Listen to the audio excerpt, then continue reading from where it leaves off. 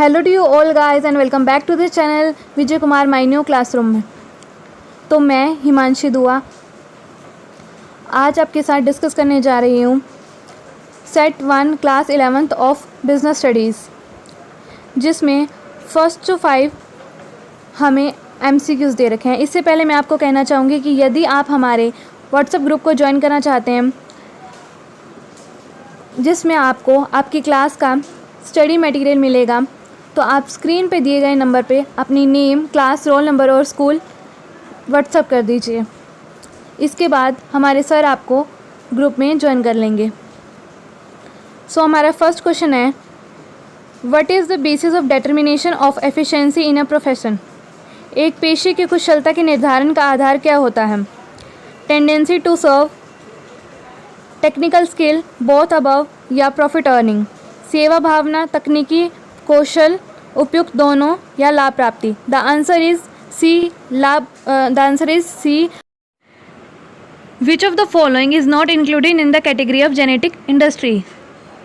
Genetic industry की श्रेणी में इनमें से क्या नहीं आते? Animal husbandry, mining, poultry farming या प्लांटेशन? पशुपालन, खनन, मुर्गी पालन या पौधारोपण? द आंसर इज खनन, माइनिंग।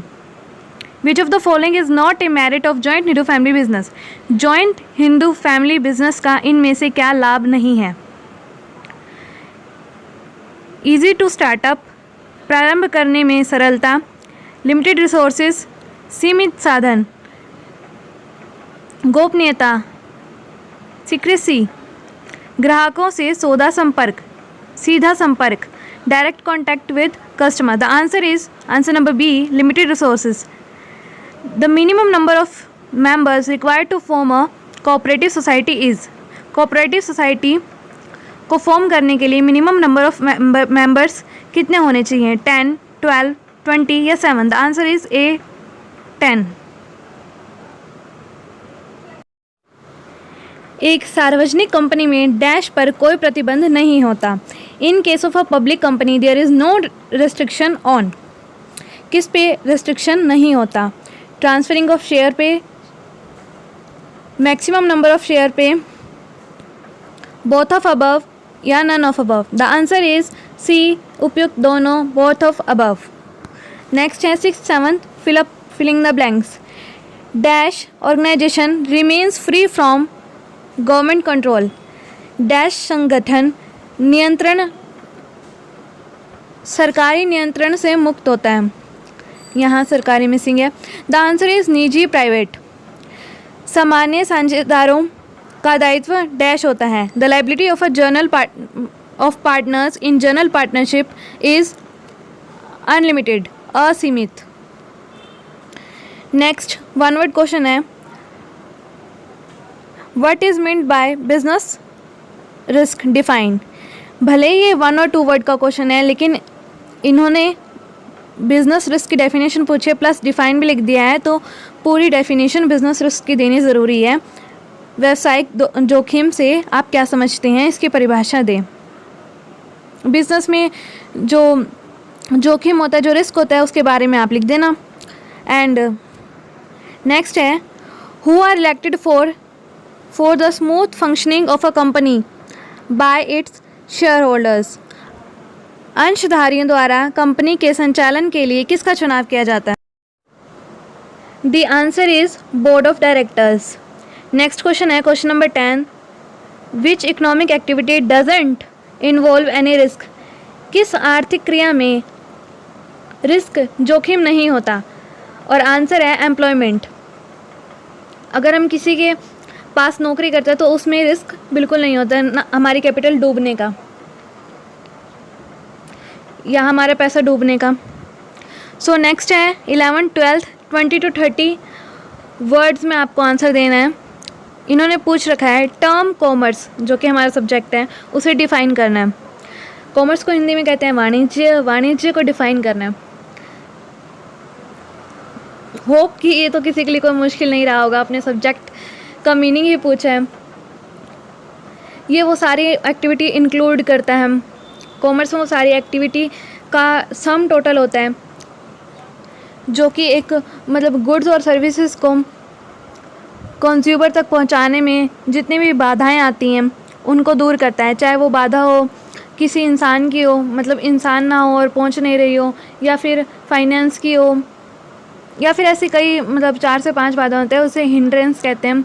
आपने पढ़ा होगा, उसी को बस आपने यहाँ लिखना है। और हाँ, इसके आप कंपोनेंट लिख दो तो और भी अच्छा। नेक्स्ट 12th क्वेश्चन है, which are 2 schools of Hindu law, write down in brief. Hindu law के 2 संप्रदाय हैं, उनके बारे में लिखना है। मिताक्षरा और दयाभाग, ये इसके 2 संप्रदाय हैं, इनके बारे में आप थोड़ा ब्रीफ में लिख देना। कि मिताक्षरा में तो ऐसा ही होता है कि जैसे नॉर्मली होता है कि अगर किसी फैमिली में बेटे का जन्म होता है तो बर्थ से ही उसे सारी प्रॉपर्टी राइट्स मिल जाते हैं, बट दयाभाग में ऐसा नहीं होता। सो नेक्स्ट 13 और 14 क्वेश्चन है, 30 to 40 वर्ड्स में लिखने हैं। 30 to 40 से मैक्स कर जाना, बढ़ा लेना बट घटाना मत। नेक्स्ट है, give a brief description of different type full partner. विभिन्न प्रकार के पूर्ण साझेदारों का संक्षिप्त वर्णन करें।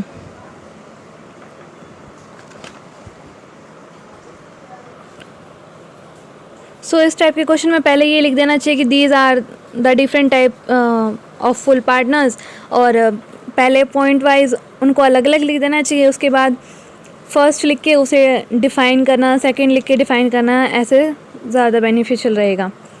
नेक्स्ट है, explain any 3 features of company organisation in detail. किसी भी 3 फीचर्स को आपने डिटेल में लिखना है।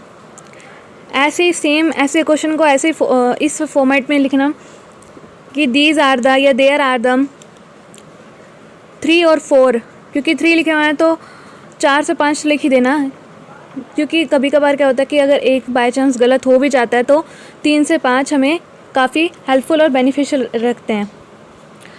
तो these are the some features of company organisation are, तो ऐसे पॉइंट में लिख देना, जैसे लिमिटेड लाइबिलिटी हो गई, कॉमन सील हो गई, आर्टिफिशियल लीगल पर्सन हो गया, या सेपरेट एंटिटी है, या शेयर्स को ट्रांसफ़र करने के लिए कुछ इसका एक पॉइंट है। ऐसे करके आप कोई भी पॉइंट लिख सकते हो, मतलब जो हैं फीचर्स इसके। सो इसी के साथ हमारा सेट डिस्कशन ख़त्म होता है। Thanks for watching this video. Please like the video, share with your friends, and don't forget to subscribe the channel. Thank you.